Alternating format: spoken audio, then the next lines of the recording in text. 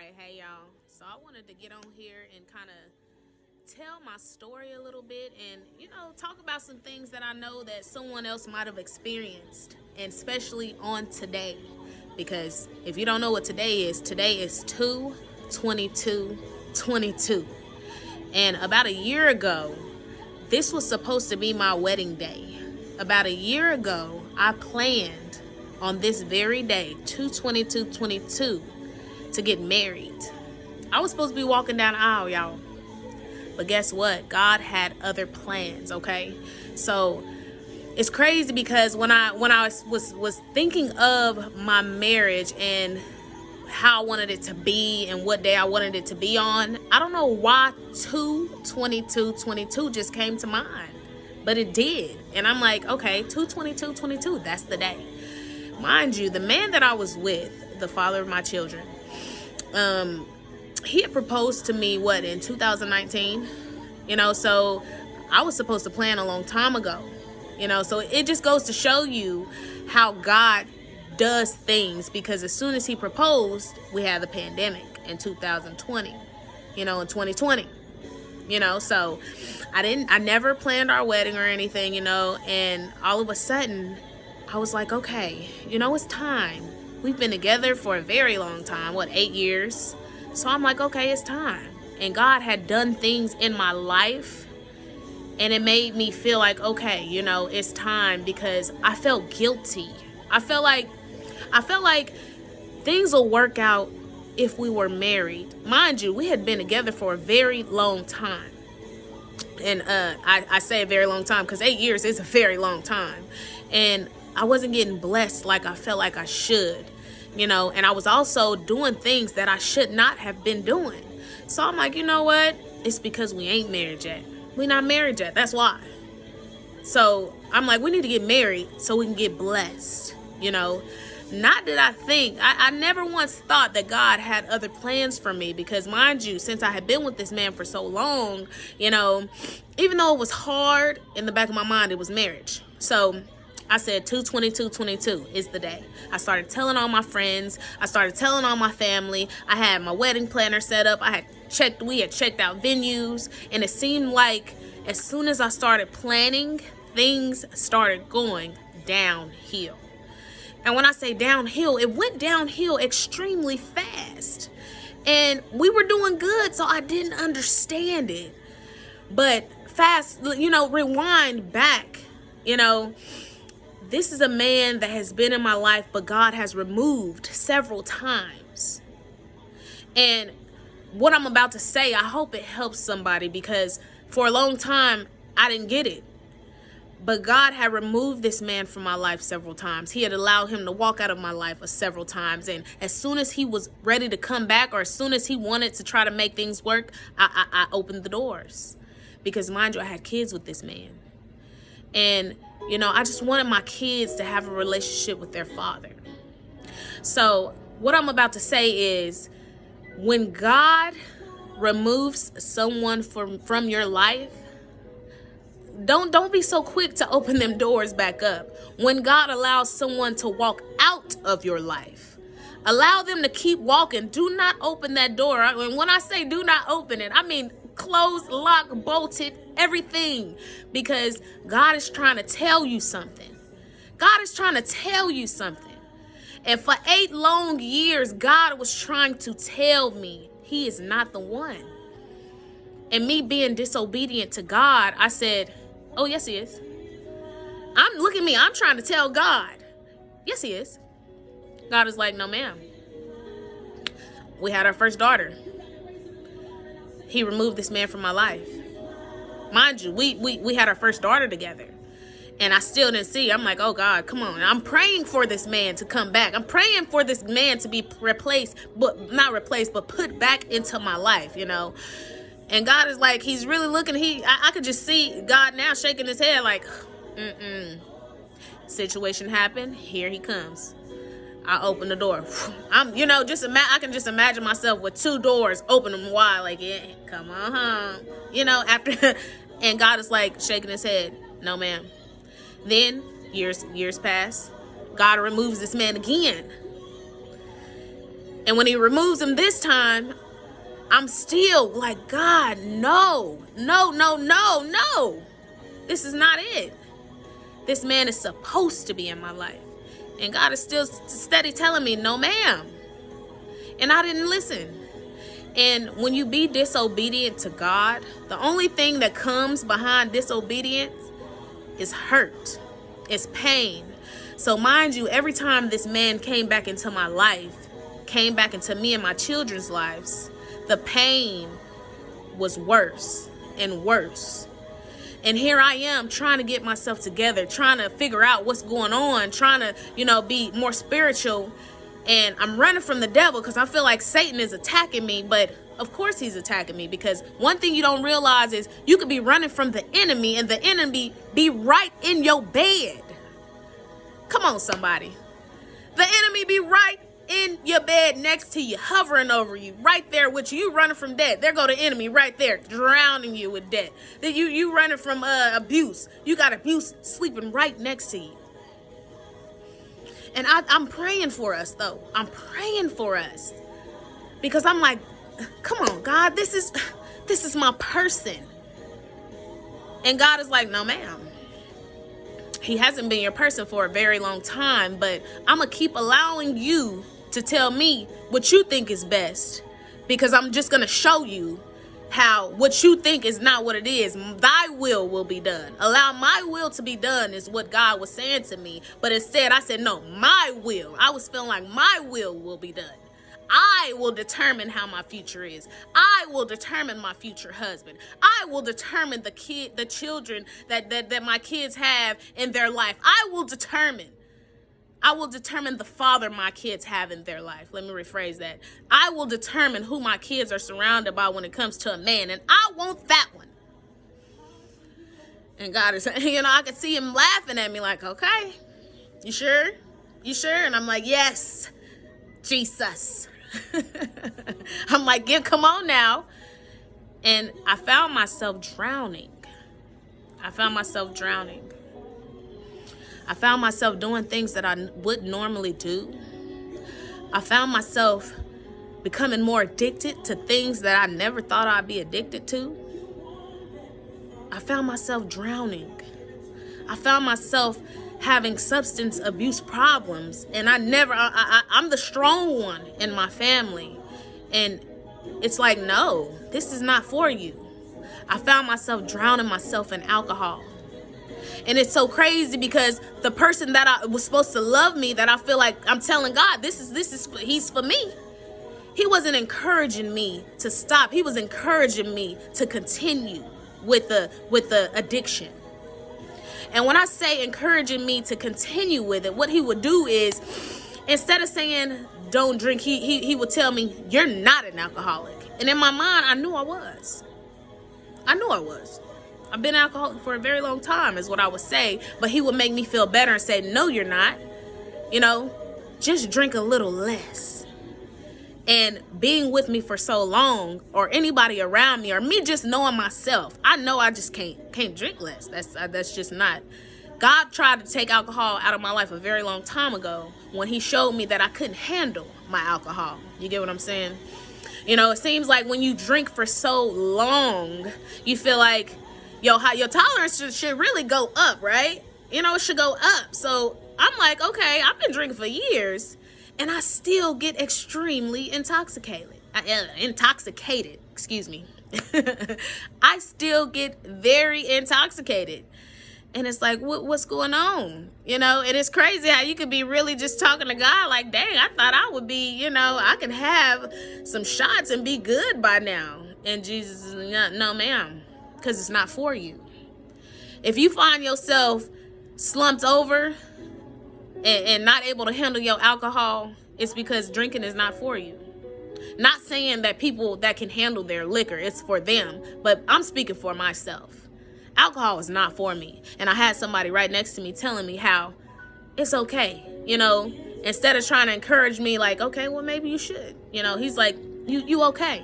When it came to the drugs, it was like he would encourage me by telling me that at least, he will use that at least word a lot. Well, at least it ain't this drug. this one ain't that bad. At least it's not this. At least you ain't like this. And it would make me think like, you're right. At least it could be worse.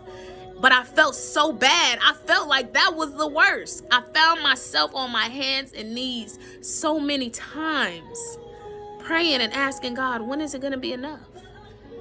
Sometimes I would be so high out of my mind, I would be praying and asking God, when is it enough? When is it enough? And I'd talk to him and I'd be like, when is it enough? And he would discard my feelings like, you just got to calm down. You're going to be all right. You just got to handle yourself a little better. So here I am trying to handle myself a little better. But in the back of my mind, I'm like, this is not what I want. But I want him, God. Come on, change it. Change it. And God is like, I'm going to have to change your situation. That's what I'm going to do. And when I do it, be obedient. So that was new to me, because I'm like, obedient. It got to the point to where God made it to where I had no choice but to be obedient, because the man had broken me down and broken me so much. I had no strength to be disobedient. I just didn't have it in me. I was tired. And it was a lot of times that I said I was tired. But this time I knew I was tired because I wasn't praying for it to work like I usually would. So when God removed this man from my life this time, when he tried to return back into my life, I was obedient. Woo! I was obedient, y'all. I was obedient, y'all. Somebody say obedience. I was obedient to God. And guess what happened weeks later? My life changed drastically. It changed for the good. I started seeing different things. I started feeling better. My house started becoming bright. I started becoming bright. I started, getting more involved in my church. I started feeling good. Something I haven't felt in a very, very long time. Because with that obedience, God just blessed me abundantly. And I was just so high on Jesus. I was so high on Jesus. When I tell you, come on somebody, I was so high on Jesus. Nobody could bring me down. And when this man tried to return to my life, it was nothing for me to keep those doors shut. It was nothing. And even though we share kids together, it used to make it hard back in the day when he would come back and when he would want to come back, because I would be like, okay, my kids, my family. But this time, I knew we were good. I knew we were good. I felt we were good. We were good. And I just felt like Jesus was just, he was just so proud and, happy with me, because I was obedient. I'm here to tell somebody, at the end of the day, when you are obedient to God, you will be blessed abundantly. When somebody is supposed to be out of your life, when God removes somebody from your life, okay, don't be so quick. And it doesn't matter how much it hurts. Don't be so quick to open them doors back up.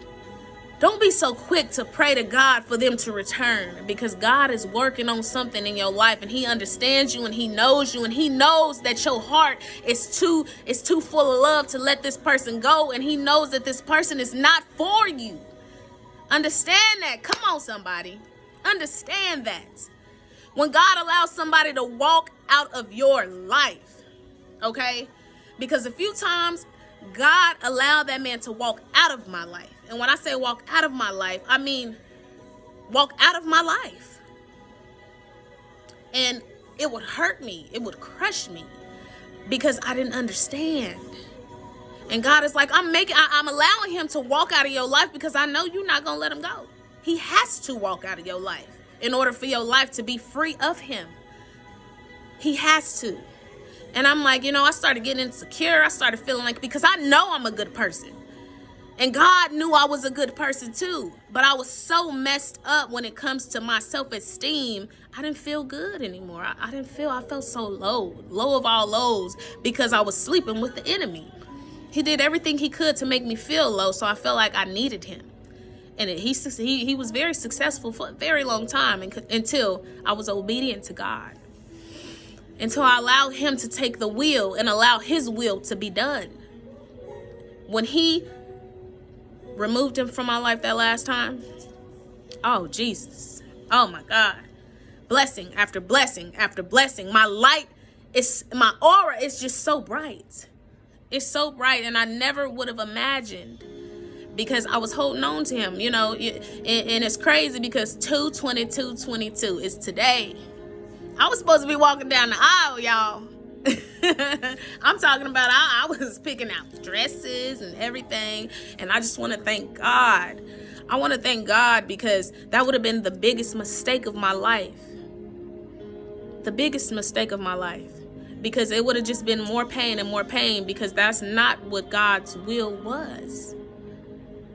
I mean, it was not what his will was, but you can't force something. You can't force something. You can't try to tell God what you want to happen. Just put it like that. You have to allow him to lead the way.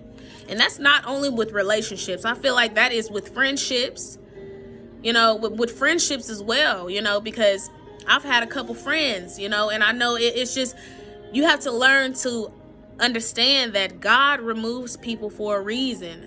So if you and your friend, I see people stay in friendships because the history, because of the time, the time invested. Oh, I've been friends with them for 10 years, 15 years, 20 years, we're sisters, we're brothers now. But at the end of the day, people grow apart, and that's okay. It's okay, because God knows that sometimes your best friend can be your enemy. Sometimes your brother, your sister can be the person that's praying for your downfall. And you feel like, you wonder, like, every time, when you go to that person, they not as excited as you. Why do you think? Keep people around you that are as happy for your upcomings and for everything that's happening good for you. Keep those people around you. I had to learn that the hard way as well. Because I feel like I'm the type of person that can't let go. So God has to physically remove that person from my life and make it to where there's no contact there. And it's like, it just makes you, when you don't understand, like I didn't, I'm just like, what the heck? What is going on? Am I that bad of a person? Am I that messed up? No, ma'am. You're not at all. Those people are not supposed to be in your life. And that's okay. Sometimes when you grow apart from people, y'all can elevate the same. Y'all can be elevating and going to the top together, but y'all just going in different directions. And that's okay. Because when you go in different directions, that means y'all not for each other. Y'all heard of the season, the reason, and the lifetime. That is so true. That's so true. You wondering why you done got into it with your brother, your sister, and it done got so bad to where y'all haven't talked in forever. Y'all don't even talk no more. Okay, well, maybe it wasn't meant for y'all to be as close as you thought you was supposed to be. And that's okay. Because sometimes other people aren't as happy for you as you are for them. And it's nothing wrong with that. You can love people from a distance. And I had to learn that as well. Because I'm fighting for my relationships. No, I want it. And he was looking at me like, girl, how many times do we have to go through this? But I can tell you this right now, God never gave up, and I thank him for his grace and his mercy. Thank you, Jesus, for his grace and his mercy, because he understands. He understood me. He didn't give up on me. As many times as it took for me to bump my head. Some people have to bump their head over and over and over. As many times as it took for me to bump my head and cry out to him, he never turned his back on me. He never said, I'm done. I'm done with you. He shook his head and he might have, made me suffer in ways that he felt was best, but he always picked me up again and allowed me to walk in his light. Gave me chance after chance after chance. When I feel like I shouldn't have been here because I'm just not getting it. I shouldn't have been here. It should have been me. It should have been me gone. He gave me another chance. And he gave me a chance, I feel like, to speak to somebody that has been there, that is going through it at this very moment right now. And it's trying to figure out why. Why me? Because you are not being obedient to God. Be obedient to him and let those people go, because it's okay. God has someone perfectly made just for me. God has people in my life right now that are more than friends, that are more, just light. It's light to my light. We lighten up the room when we walk in it. Just excited for each other. And we don't even have to be excited for nothing. We're just excited to be alive and to see each other, to still be on this earth, because we know about God's grace and his mercy. And how it could have been us. It could have been me that's not here right now, because I decided that I just wasn't ready yet. But God still gave me that chance. So, I say all that to say, because I'm still singing. I say all that to say, at the end of the day, when God allows somebody to walk out of your life, let them go. It might be hard. You might feel like this is not what it's supposed to be. But I'm telling you, God knows your heart. He knows you. Let that person go. Let that friend go. Let that brother go.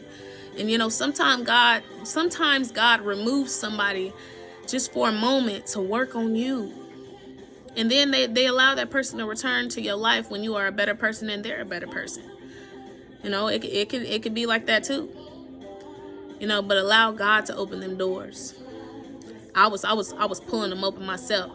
Okay, I was praying and I'm like, hey, the person could have been walking down the street and I'm opening the door. Come in, come, come on this way.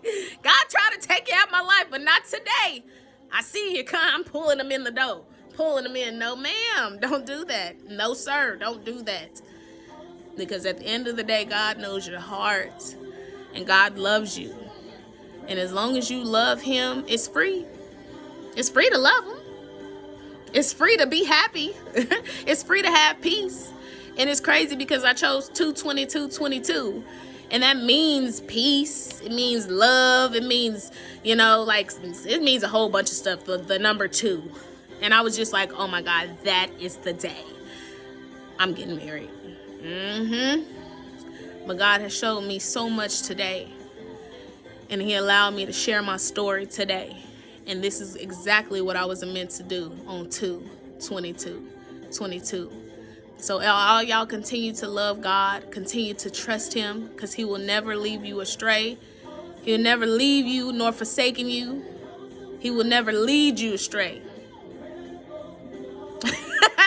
He will never leave you nor forsaken you, okay? And this is my first little video. Me and my kids, we have started our YouTube channel. We have started our TikTok. We are Christian Swag 5. So please support us. Continue to lift us up and continue to pray. Continue to stay close to God. God is love.